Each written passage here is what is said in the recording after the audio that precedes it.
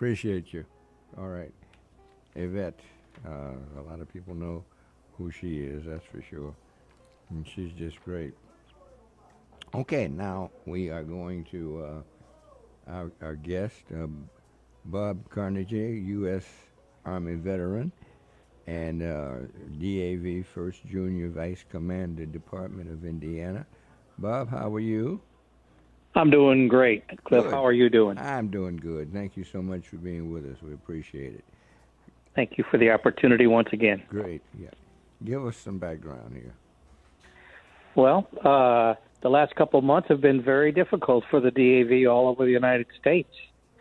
Most of the DAV chapters themselves meet in the third-party hall. The example would be at DAV 17 in Hammond. We meet at a VFW hall. Well, that VFW hall has been closed down by the national VFW. They can't open. And so consequently, we have no place to have a meeting, let alone the fact we would have too many people in the room at one time. So there just hasn't been much activity. And state conventions have been canceled all across the country. And the national convention is still scheduled, but many state conventions have been canceled. So it's unprecedented what is taking place, and some of the rules and regulations that have had to happen because these conventions can't take place. They had to enforce rules that were established in 1942. So I was quite surprised and with some of the rulings that came out, because if you couldn't have your state convention, you kept your state board of directors in place till next year, because they did it in 1942, and so the precedent had been set. Well, what? I don't understand. Tell us what's going on here, Bob. Well, like the state of Indiana, we have 27 chapters, I believe, across the state, and then they have a board of directors for the whole state, and they're elected at their statewide convention, which would have been next weekend. Well, they canceled that because of the pandemic, and so there will be no state convention for the state of Indiana's DAV until next year. And so by bylaws and past precedent by the national organization, this board of directors you had up until this week, they will stay in place all through next year also. Now, so has this happened before? 1942 it happened before. I can't tell you what motivated it in 1942, but they were not able to have conventions in 1942, and so that was the precedent that was set. So when they called me and told me what they were doing, I said, well, shouldn't we have voted on it at the board of directors? They said no. The national organization said the precedent was set in 1942, and we're going to continue on. So I said, okay. Something doesn't make a lot of sense there. Help me. I don't understand okay. that. Yeah. Well, because we can't get together as a body to nominate and elect people, because of you can't get a couple hundred people in the room at a hotel in Indianapolis. And so we're unable to have our convention. And to try to change it to later on in the year, we wouldn't have gotten the election completed by the 1st of August, which was required, because the national convention takes place at that time. There was not enough time or locations available for us to have a convention. So we keep the same board of directors in place in their same positions until next year. Give me your background as a soldier. I spent 19 months in the military. I was drafted in 1967. And the Army trained me quickly, and 6 months later they sent me to Vietnam.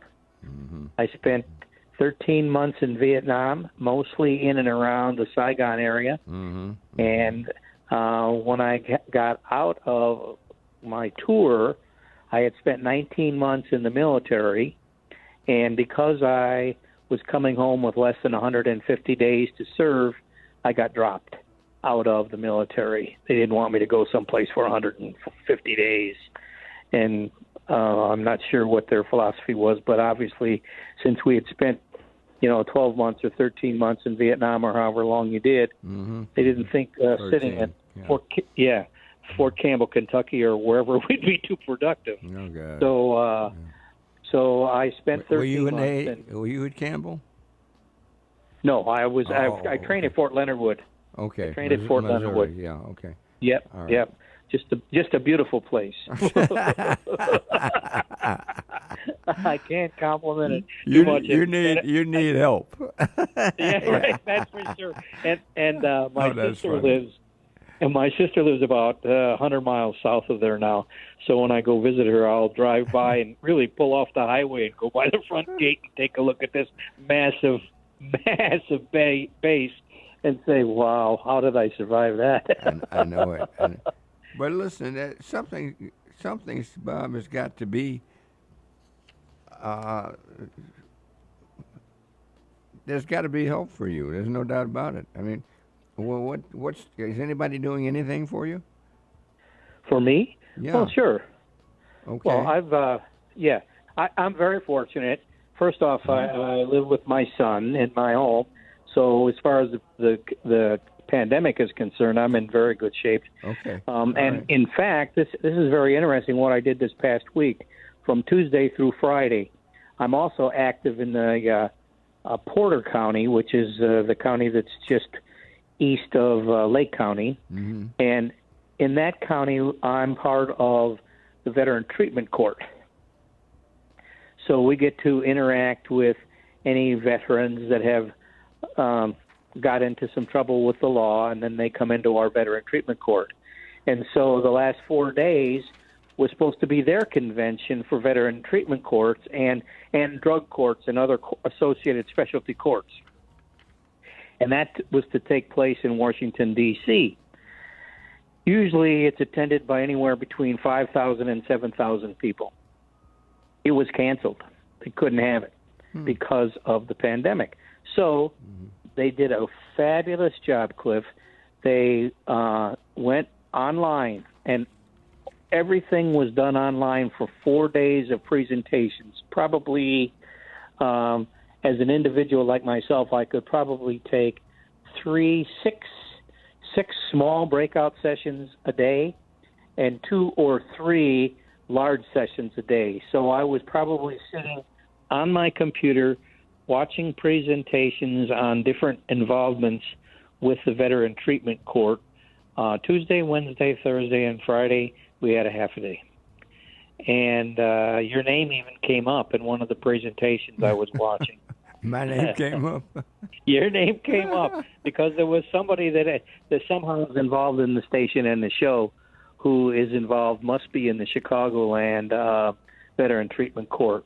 And he had asked a question of Judge Russell, I believe, who is the originator of Veteran Treatment Courts in Rochester, New York.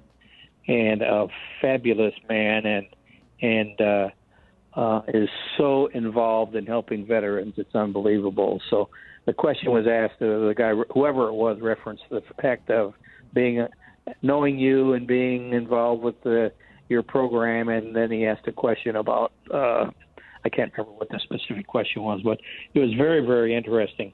And one of the things, Cliff, this was amazing for me to sit through this presentation. The doctor who gave the presentation talked about PTSD, individuals suffering from PTSD, and substance abuse. Wow. Right, and think about that. And so he explained something to me that it was so eye-opening for me personally. We've got to sit down with this individual who's gotten to follow the law because of this and first determine what came first, the PTSD or the substance abuse. Good point. To determine how we can help this individual. And I'm just sitting there going, oh, wow, how deep do we have to go to make all these determinations with some people? And how particularly a guy with PTSD, now he wants to get away from the demons that he's got from that. and he turns to some substance, whether it's alcohol, whether it's drugs, or whatever it may be, and now he's suffering from PTSD. Now he's got an addiction problem. And I just sat and thought about that experience and just said, how blessed am I that I'm there helping them through these kinds of things. And, you know, I've been so lucky in my life, and I'm glad I can help people that might be suffering from this, but it's just amazing. That's great that you are able to do that. So because of your ability to adjust to the PTSD and the substance abuse, what was the situation? What happened after that, Bob? Well, I never had those problems. I really didn't. No, you were helped, right? Yeah. Mm-hmm. Right, but I'm helping these folks, and I know and look at this is the problem. You know, when they get to follow the law, we take them into our court instead of they would normally go in a regular court. They get shifted over to the Veteran Treatment Court. Sure. And so now our job is to help them, and they are assigned. I can tell you that if somebody comes in our court, there are probably 9 people that work on a team to help them in one way, shape, or form or another. There are certain people that are called program managers.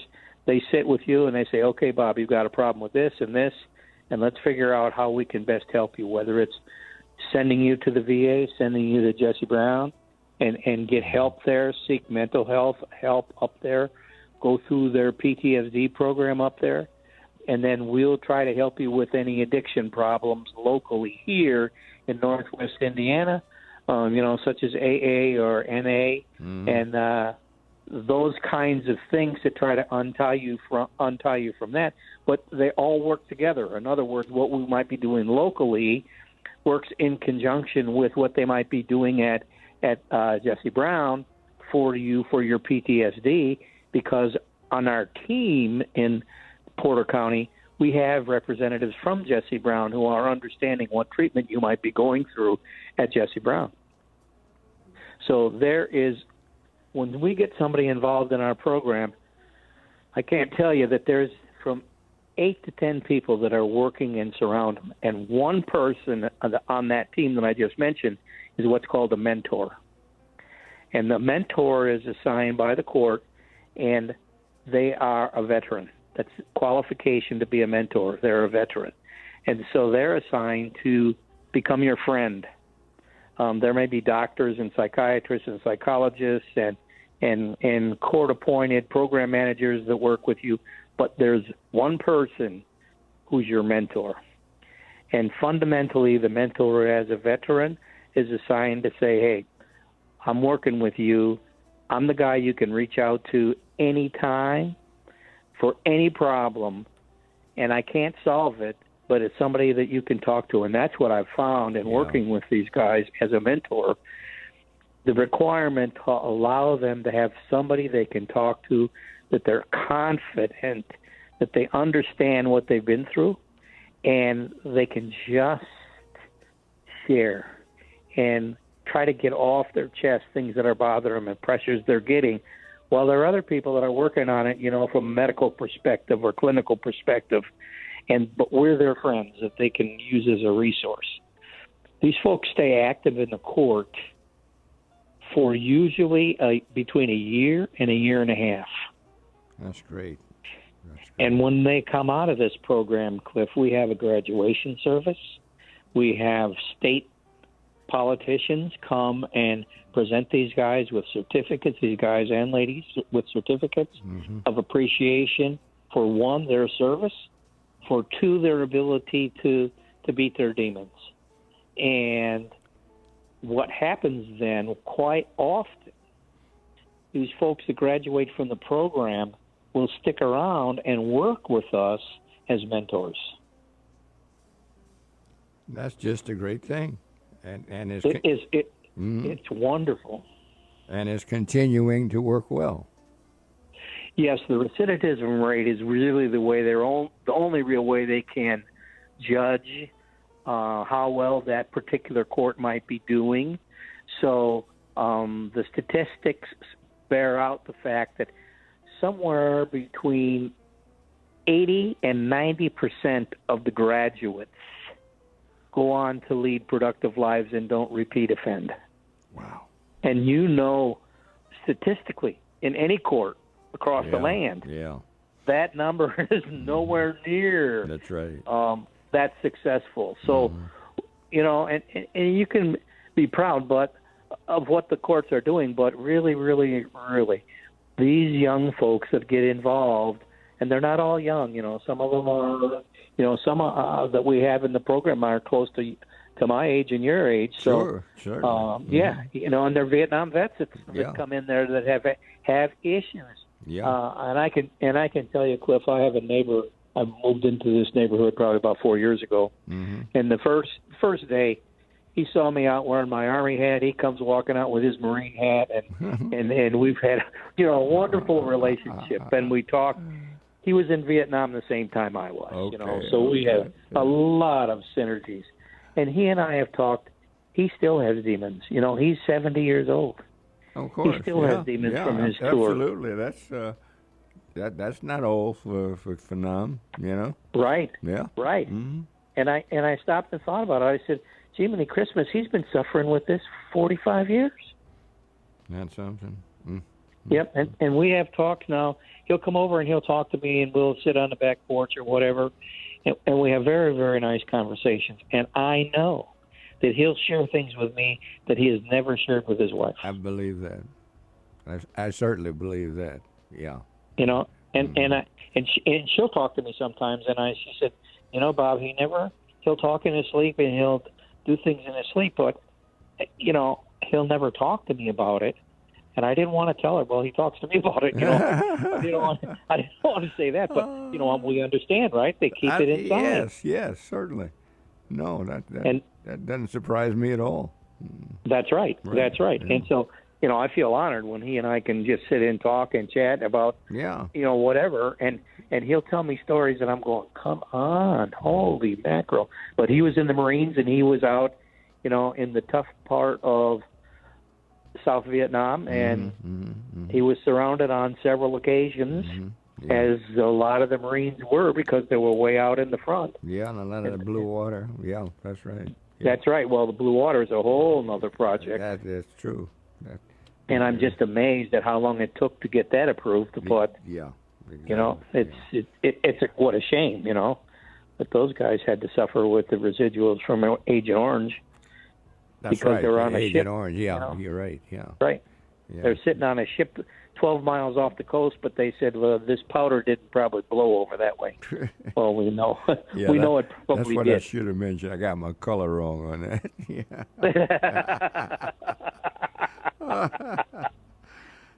Well, it's fantastic what is going on there. What else do we need to know, Bob? Well, I think that this whole pandemic situation is going to change our lives, and it's going to be it's going to change. I'm worried about it changing in a negative way on how we can interact with people that need help. Yeah. And just today, Cliff, I had a call from my buddy. They had taken a homeless veteran into the hospital in East Chicago, and the hospital had no reason to keep him, And so what are they going to do? So they called him, and he does a really great job with homeless veterans, but he was out of town. So he and I worked on a little project, and we got him put up in a hotel for the rest of the weekend, and then we'll be able to get him involved with the North Township here in Lake County, Indiana, where they have a really good program for helping homeless veterans. And they'll take them in, and we've got them in a hotel and safe and secure for a few days. We've got a gift card for him to have, his meals at the restaurant next door, and then we'll start to work with him on Monday and start to find some transitional housing for him, see what kind of job training we need to help him with, and then see what we can do to get him established again. He's running into a good guy. Well, I can only tell you that I have such a passion for these folks, whether they're young and old, and they're all, sometimes the demons they have, they created some of them themselves. Well, that's true. But because they gave, you know. Yeah. And Yes, they went in and right. served. Yeah, this didn't happen. Yeah. That's right. And they signed on the dotted line, and they said they're willing to serve this country, and if it means they have to give their life, they're willing to do that. And so we as Americans need to make sure we take care of those folks. I agree. I think you're totally correct on that. And this gentleman, I'm just so glad, Bob, that that you're talking to him, because obviously you're going to take care of him, and that's a great thing. Yep. Yeah. Absolutely. And I'll tell you, Cliff, you and I would have walked past this guy 100 times on the street and never thought he was homeless. Wow. And I don't mean that because he was all dressed up or anything, but yeah, I understand. You know, yeah. When I went there to meet with him today and get him set up in the hotel, I'm thinking that I'm going to run into something shabby and grubby and run down and stuff like that. Exactly. That was not the case. Not the point. Yeah. Nope, that was not the case. I was very, very surprised. And I had my little hat on, that says Vietnam veteran. And he said, "You served in Vietnam?" I said, "Yeah, I did." Yeah. He said, "Well, I was training too." He said, "But I was too young for them to send me over there." I said, "You were lucky." I said, "Count your lucky stars." And just immediately he opened up and talked, because that's a veteran-to-veteran conversation. Exactly. And that's the beautiful part about what we do in the Veteran Treatment Court. It's veteran-to-veteran. And they will share because they feel you understand what they've been through. Bob, you're doing a great job. Keep it up, please. Thank you so much for spending some time with us here on America's Heroes Group. And we'll be talking again soon, okay? You got it, Cliff, and All it's right. absolutely a pleasure to share things with you. And you also. Appreciate you. All right, have a great day. And you too now. Bye now. I love talking to people like that. It's just great. Anyway, we've gotten some great